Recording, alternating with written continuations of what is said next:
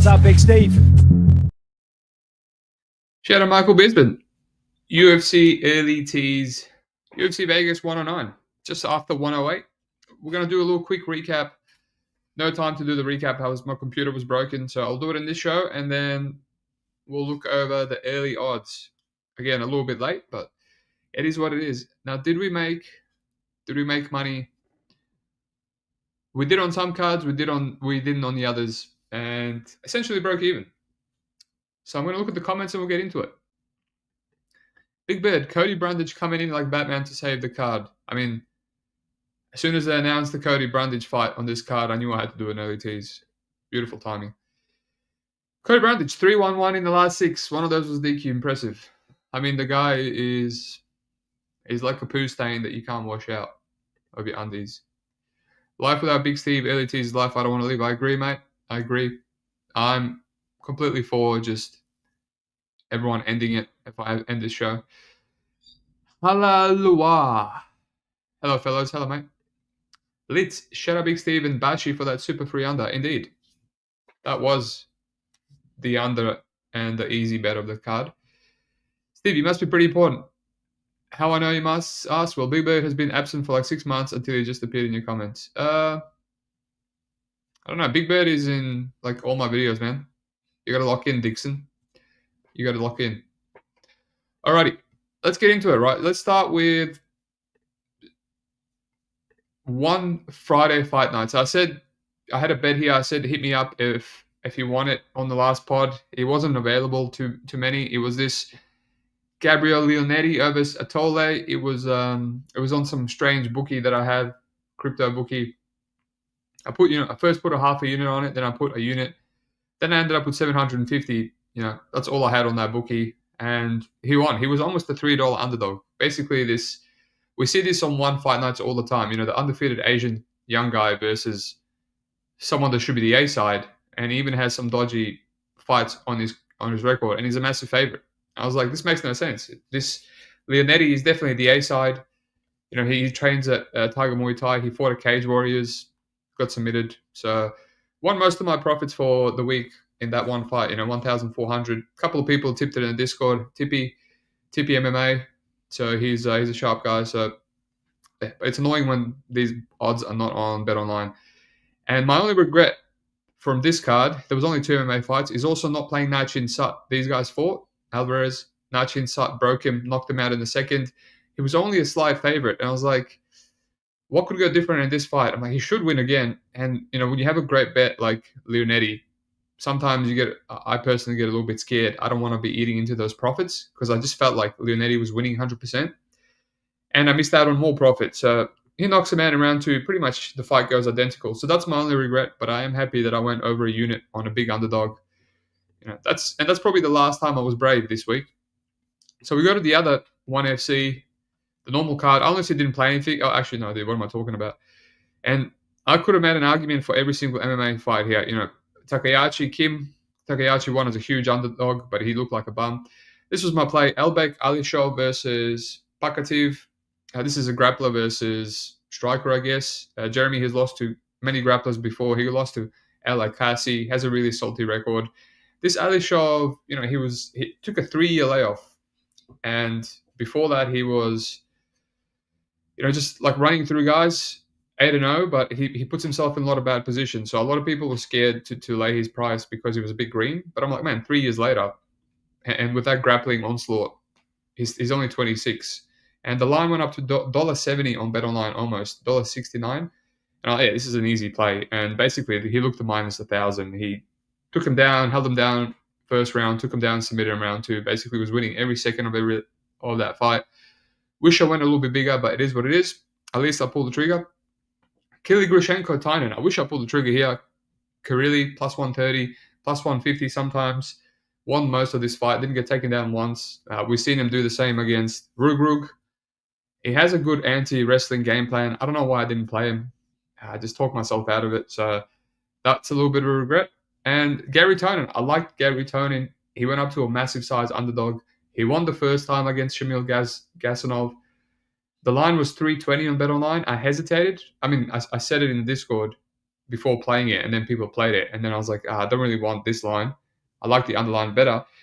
Look, he lost the first 2 rounds from a striking perspective. It was very close, and then he kind of grinded out Gasanov round 3, and a lot of people thought he got robbed, but I guess from a whole point perspective, Shamil won 10 minutes, Tony won 5. But I mean, just one FC judging has gotten me before. I don't really understand it. It's just all over the place. So I won 400 and something dollars there from one bet on this grappler, Elite. So one was good to me. But then we go into the PFL, right? And this, people making fun of me. On the podcast, you got no conviction on any fight, and I'm like, that's good. I'm sharp because this was a shit show card, and I wish I stuck with that, right? Because right, Tom Puglio, I didn't really like the under there. He almost went over and then he knocked him out. Sarek Shields, I mean, I thought Mac had value. I thought the under 2.5 had value.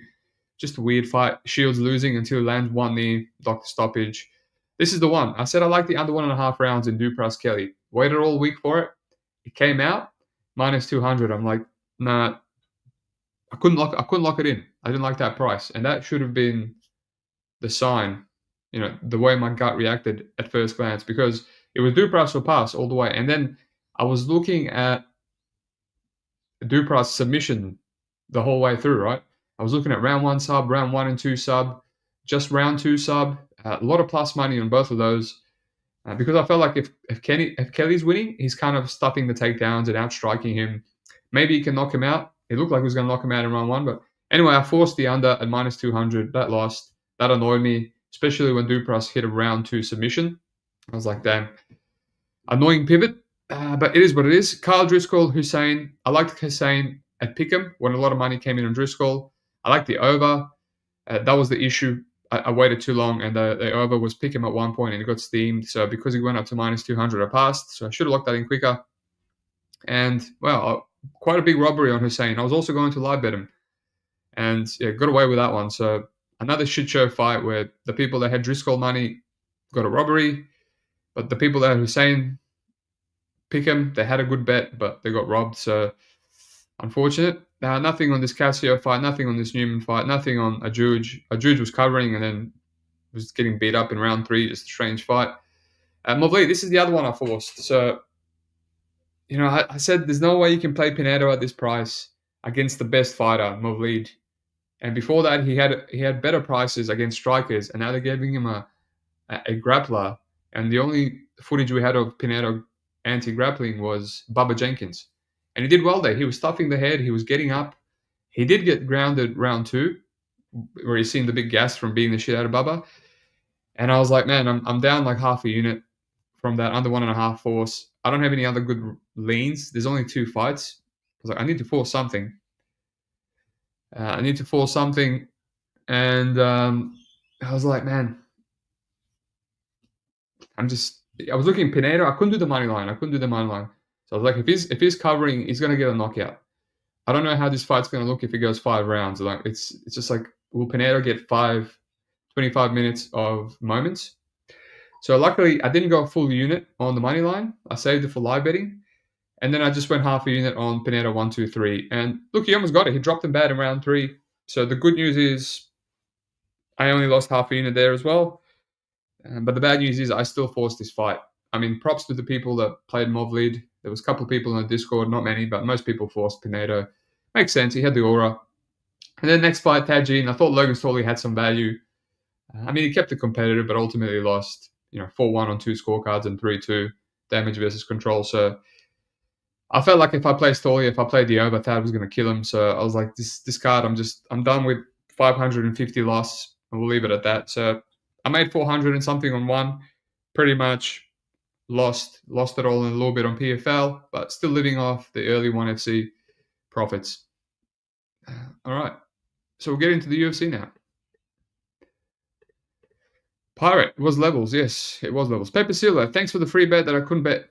No worries, Pepe, you don't need the bets, mate. You're doing all right. You got your boy Dog Father giving you all the bets. Plus, yeah, you're in the Discord. Tippy tipped it out, so you could have tailed him. Alrighty. Oh, this is the wrong UFC. Whoops. I've skipped to the early teas by accident.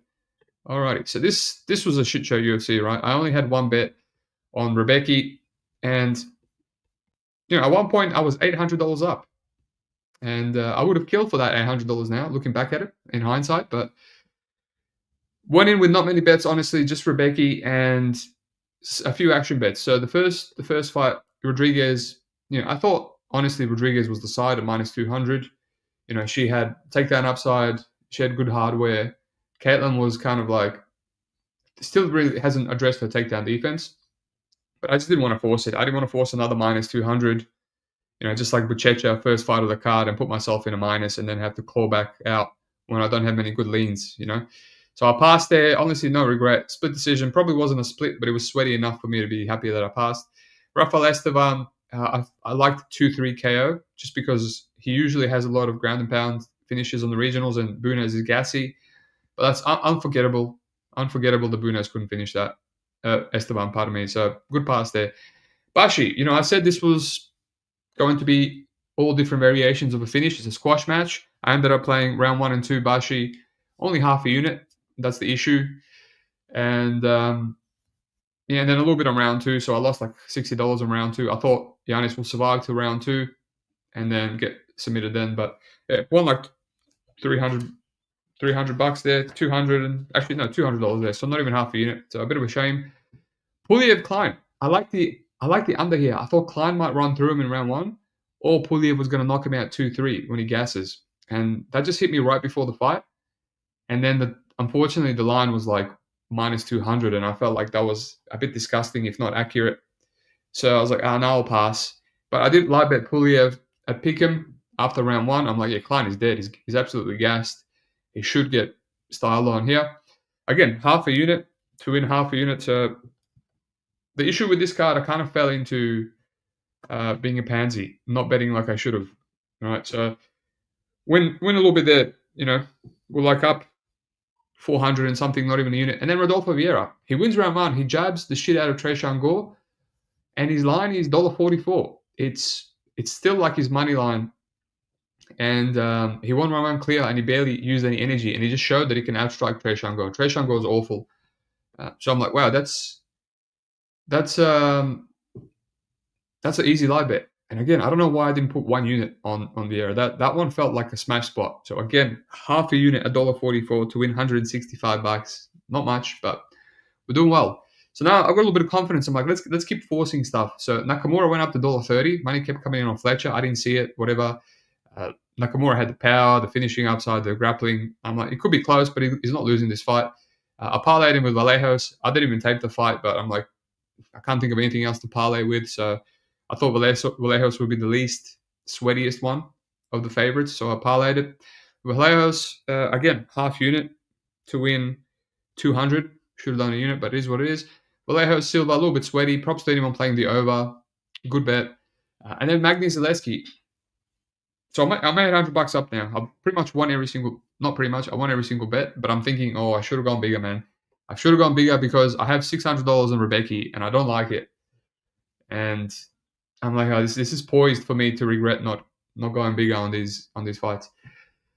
And then Neil Magny, I like the over, and I liked Zaleski. I thought, Neil Magny has a split decision path. Zaleski has all the finishing upside. He can crack him, he can hit, he can leg kick him. I mean, he could even out-grapple him. We've seen it.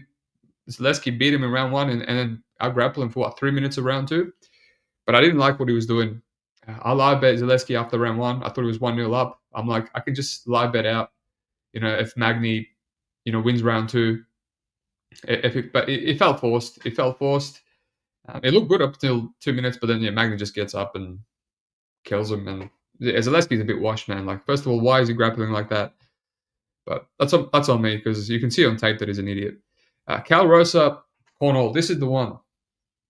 I should have put a whole unit on Hosa.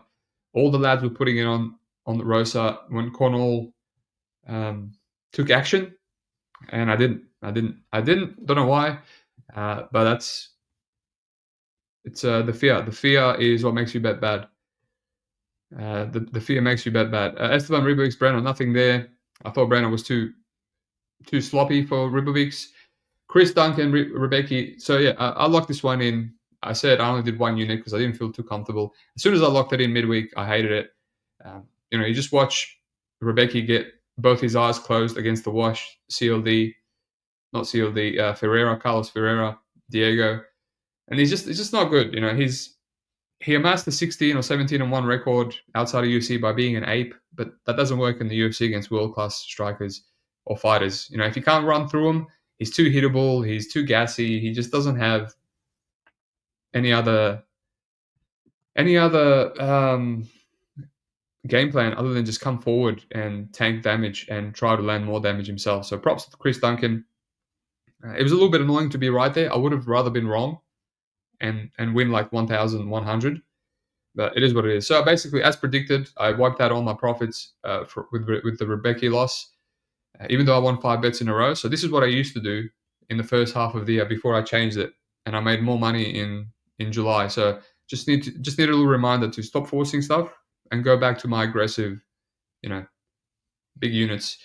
And then I did a little Tyra and one takedown, minus 200. Again, I put half a unit on that too to win 150. So basically finished on $73. So 1,400 on the first 1FC, 400 on the next 1FC, lost 500 on PFL, and won $70 on the UFC. So basically, break even. Actually, no, not break even. 1,200 thanks to the one Italian. So I'm going to take it 2 units in August so far. Generally August and September are bad months for me because I burn out, and I'm already kind of forcing stuff, and Contender Series is going to come, so there's going to be a lot more burnout. So I'm definitely not going to force anything on this card, that's for sure. Rosa Smash Spot, I agree. Irish, great bet. Surprised you didn't MKRE. What's MKRE, Irish? Pepe, how did Rebecca become such a popular player? In my opinion, mate, people just hate Duncan, and there's a whole. It happens a lot. People just think someone's crap when he's not. We saw with DDP early on his way to the title. We saw it with Reina Dorita. Right, we're seeing it now. Everyone wants to fade him, and now we're seeing him with Chris Duncan. Multiple units fading the guy. He's good. I bet the fight to go plus 170, thinking it was ATA Spy and Rebecca finishing a rated handside awful bet. Oh yeah, that was an awful bet. I mean, honestly, that should have been a doctor stoppage. So people love to fade Duncan, Pepe. Yeah. It's just people not being able to properly cap Duncan. That's really what it is. I parlayed Smith, Walker, Medic, Ursig. Am I cooked? Man, I think you got to draw the line at like 2 to 3 parlays, honestly. But that's just me. Unless it's PFL Mainer. Pepe and Zahabi, that's it. All right. Let's get into this.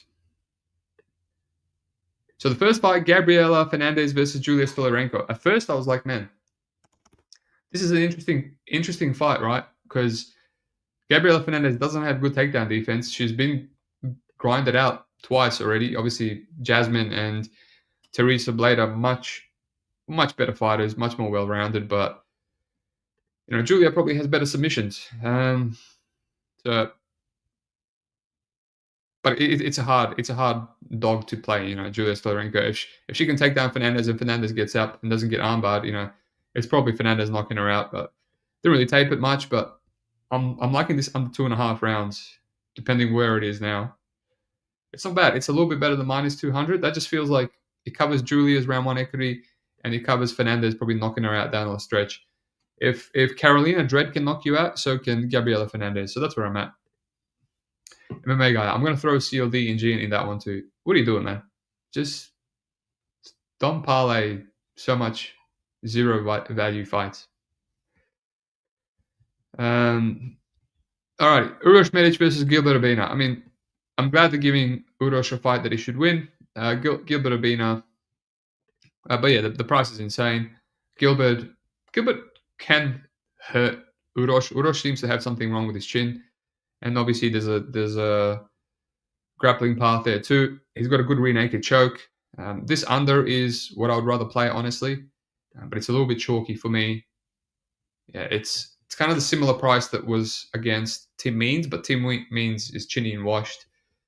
Honestly, though, Gilbert Urbina, right, in all his losses, Trayshawn Gore under 1.5, Brian Battle under 1.5, Charles Radke under 1.5, right? And he has some submissions. So maybe that's just a better way to play it. Alrighty. Jocelyn Edwards, Priscilla Cachoeira.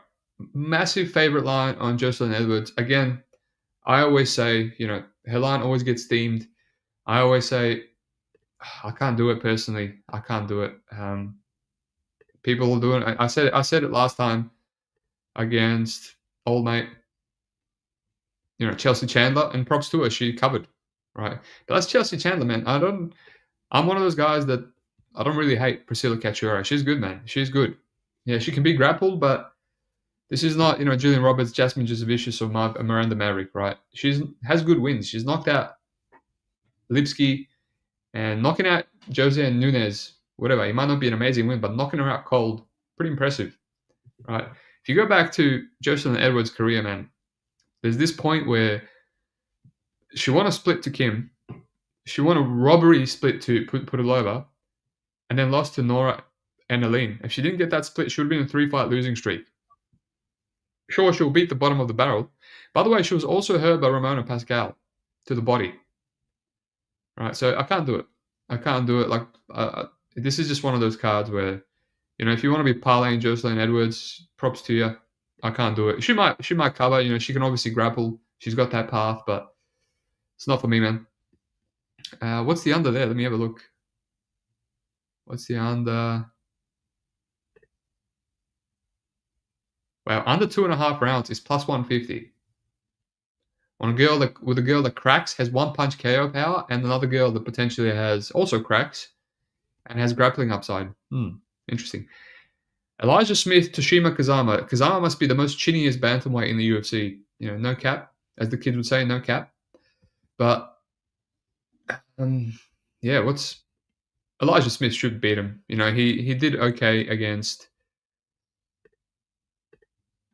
what's his name? Don't know, forgot his name. Starts with V. Mexican American.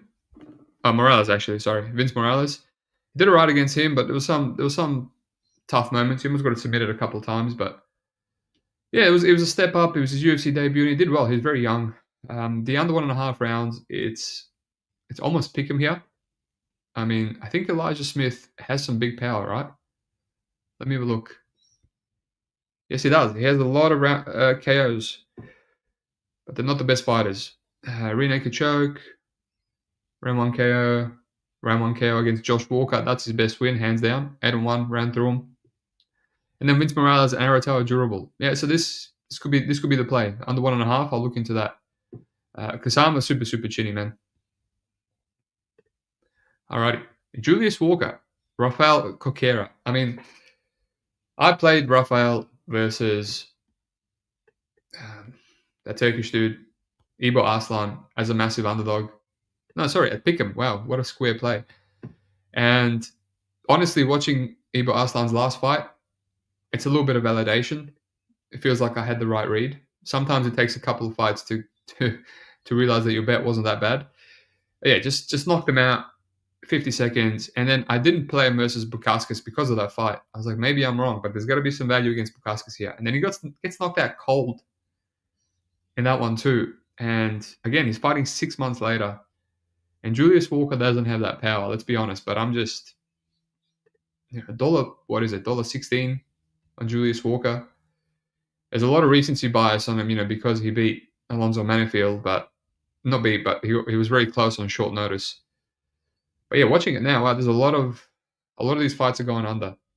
I remember him being a drag him out, back and forth grappling guy. But these are all bums. These are all bums that he's knocking out. Literally, Bevon Lewis, Myron Dennis.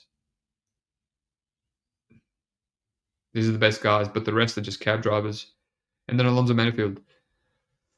Yeah, I mean, I guess the under 1.5, it should be lined there. It's just insanely chalky. Raphael, he also runs through guys, cab drivers. He's got a jiu-jitsu background. He's a black belt. There's a couple of fights where he takes guys down and mauls them on the ground, but I like his striking. I like his body kicks and movement. But I mean, I am piling Julius Walker at this price. What do we have? Ram Dog. Yeah. Dredd knocked her out after the 2.5. Correct, but Dredd also has 0 power. So Gabrielle Fernandez, it shouldn't be an issue for her to get it out sooner. Like, Dredd shouldn't even be knocking you out in the first place, honestly. This is the kind of card I see favorites winning so many mismatches. I mean, it's been like that for the last few weeks, but dogs have been cashing. Fernandez 2-3 sub is crazy. Yeah, I can see that. Edwards Cachera under already. Not bad. Plus money, it's tempting.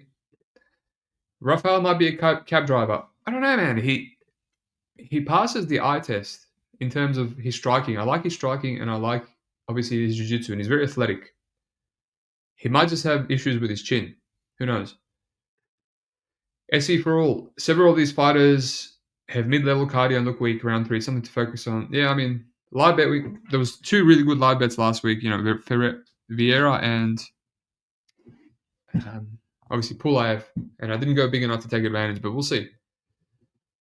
So speaking of, I said I wouldn't force anything on this card, but now I have half a unit on Eric Anders at $5.20. $5.30 actually. $5.36. Basically, CLD ain't it, and I know it's a rough one to play. Anders has been dropped by Weinman and just everyone. He's been dropped 3 times, and Barriol, and everyone's dropped him. Even Jamie Pickett's dropped him. So Christian Leroy Duncan's probably going to drop him. He's probably going to land something. If he doesn't knock him out, though, Aaron is just going to come forward and grapple. And if he can do what he did against Park, maybe he can win 2-3 against Leroy Duncan. Leroy Duncan freezes in there. He doesn't have any good wins. So, plus, he's retiring. So, I mean, I regret it already, but we'll see. I mean, there's no way people are going to keep piling Christian Leroy Duncan at this price. So, I hate Eric Anders too, so I don't know, probably force bet. Miles Jones, Gene Matsumoto. I mean, Miles Jones is 9-0 in decisions. 9-1. He just lost to Old Mate in his last one. It's his first decision loss. So, Gene at this price, not for me. Lost to a washed, chinny Rob Font. And his Brad Katona fight was competitive. Yeah, this is a dog or pass. I might be on Miles John. This could be the first one I'm on. Right? Andre Felix, Christian Rodriguez, another one, dog or pass. It kind of reminds me of the Erosa fight, you know, like a tall, long, chinny, washed guy, washed veteran. And, you know, Christian Rodriguez being way too much of a favorite, but not really having the power to hurt Erosa. I do think Philly is a level below Erosa. I think Erosa is very underrated. But, you know, he's getting guillotine choked by Costa. I think Christian Rodriguez has really good front headlock series. I think he robbed Cub Swanson as well. He got killed by Danny Ige. Yeah. Beat Belalgia, that was so long ago. That was 3 years ago. What's the under here? We could have a cheeky little under here. You know, Philly's getting finished a lot. Under 2.5 rounds, plus 180. I could get on that. Plus 180. I think Philly's close to retirement as well, let's be honest. Or whatever Christian Rodriguez is by sub. He had a tight one on Mel Costa as well. So the guy will go. He will go for guillotines. What is it? I think we got props. Rodriguez.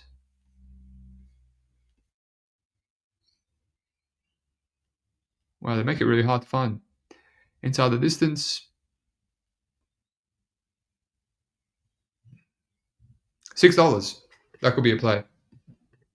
C-Rod by sub. Alrighty. Yasmin Lucinda, Angela Hill. I mean, this one, it's a dog or pass.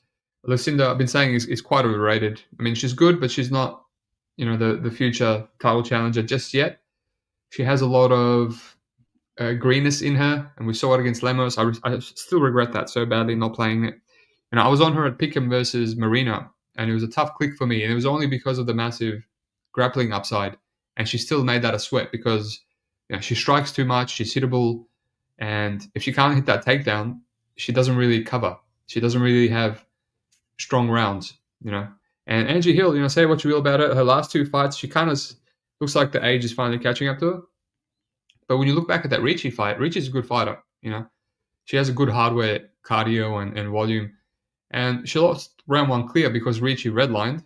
And then 2 and 3 were very competitive, very close. Could have gone either way. So she still has it. And she got up 3 times against Ricci.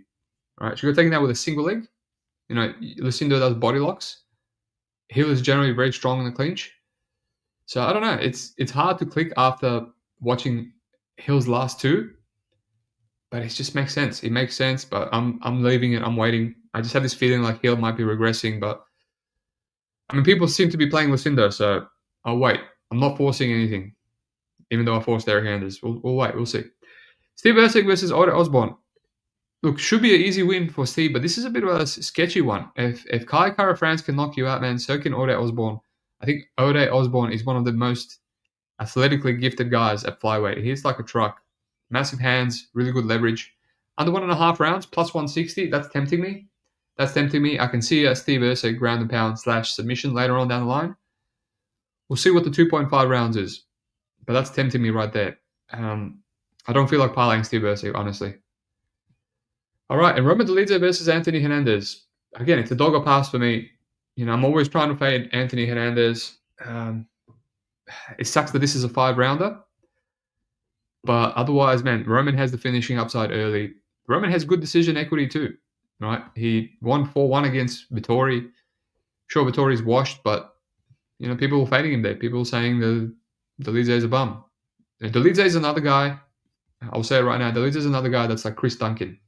People just hell-bent on fading him, hell-bent on saying that he's bad. Meanwhile, he's clearly showing on tape that he's not bad. So yeah, it's a dog or pass. I'll have to look at how to play it, maybe some unders.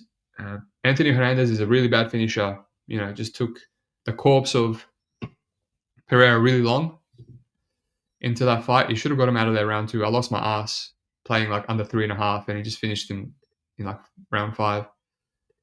But it is what it is. Let me see. The under 3.5 rounds, pick them. Both guys are tough, although both can be hurt. I don't really see Anthony Hernandez like mauling Dolidze on the ground. Dolidze is comfortable there. So intriguing. This is an intriguing fight. I'm excited to tape it. I'm excited to go deep and see, Roman off his back. I know he likes to hunt legs. It's very cool to see for a big guy. So we'll see. That's it. So I have one play on Eric Anders. This is not financial advice. I hate it. I tipped it, but I hate it. So I'll probably just get out, but we'll see. We'll see how the week goes on. We'll see what Eric Anders is saying. In terms of what's sticking out, Miles Johns is sticking out. Angela Hill is sticking out. C-Rod Sub. Elijah Smith under 1.5. Kachera and under sticking out. Urosh under 1.5. There's things sticking out. So it's not too bad. Honestly, it feels better than last card. So we'll see. And obviously we've got Cody Brundage, the GOAT. So that's probably a max bet. So that's it. Thanks for listening. Started August all right. Really happy that I went big on the Italian. Annoyed that I ended up betting like a pussy for all of UFC and didn't profit big after hitting 5 bets in a row. But it's a reset that I needed. And I'll try force less stuff. We got Octagon. We got PFL Africa, which I don't know about that one. But yeah, it'll be a good month. I'm excited. Like and subscribe. Thanks for listening. And peace out.